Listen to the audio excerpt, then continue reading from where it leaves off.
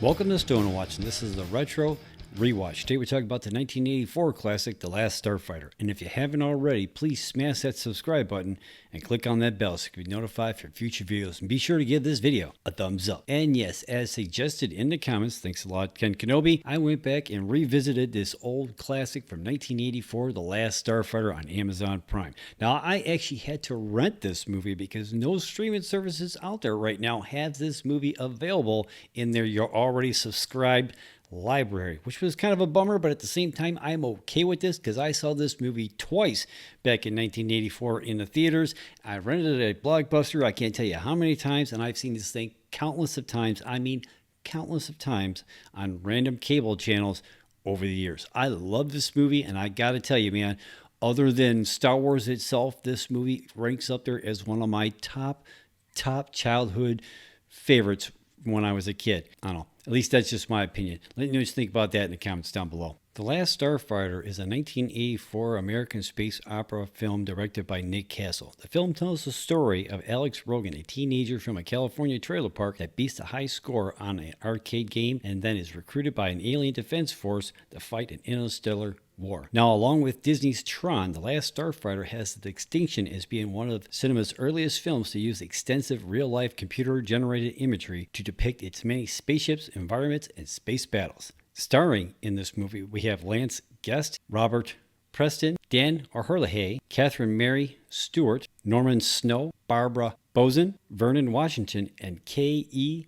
Cutter, just to name a few. Currently, it's sitting with a Rotten Tomato score of 76% and an audience score of 69%. That's pretty damn good for a movie that's 37 years old. Now, its most recent critic review was from November of 2020, and its most current audience review, other than my video right now, was from March of earlier on of 2021.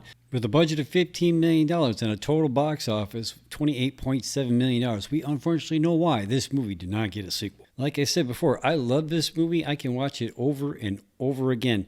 But I have to admit, I did not catch the Excalibur reference in this movie, name of the show, until this viewing. Because if you stop and think about it, the basic story of this movie is pretty much just like the story of King Arthur and Excalibur. Obviously, the arcade game taking place for the sword, where, you've got this kid who's like, he defeats the game and pulls the sword out of the rock, and he is chosen to lead this group into battle and to lead them into prosperity and peace and all this other type thing. If you really stop and think about it, it's like the same basic story. I didn't really catch it until this time around. So, I don't know. Did you catch it the first time around? Let me know in the comments down below. Now, before the pandemic, there was rumbling online about a possible sequel or reboot of this movie. And I'll be quite honest with you, I would be okay with either one that they wanted to do. Now, also at the same time, when there was people talking about this, there was other people saying, don't do anything. It's a classic. Don't touch it. I personally think it's perfect for a reboot.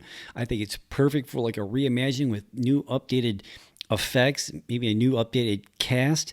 I mean, either one would be pretty cool as far as I'm concerned. I just read an article on Collider from March of this year where screenwriter Gary Whitta tweeted out a concept scissor reel to a possible sequel to this movie that he's been working on with original creator John Bichuel. Mark Oslop from Rogue One comes in to help out with the concept art, and Chris Tilton comes in to help out with the music for this thing. Now, I did watch the scissor reel on YouTube, and it was kind of interesting. I see where they're kind of going with this. I'll leave a link to the article and the YouTube video down in the description if you want to check it out for yourself. I mean, I could kind of see where they're going with this, but it all depends if you can bring back some of the original cast. Now, I go doing research for this video. Again, there was like at least 2 or 3 actors and stuff that were in this movie that are no longer with us, so they can't show up for a sequel, but they were up there in age when this movie came out to begin with, so I guess you kind of have to expect that, especially Robert Preston. He passed away a couple years after this movie actually came out, so this was like the last feature film that he was in, according to what I read online. Fun little factoid for you. Actually, it's not really that big of a deal, but man, I gotta tell you, I had the biggest crush on Catherine Mary Stewart when I was younger, especially after Last Starfighter movie. I mean, so much so I actually watched that crappy Night of the Comet movie. Don't recommend that at all. I mean, that's probably one of the only zombie movies I actually watched all the way through.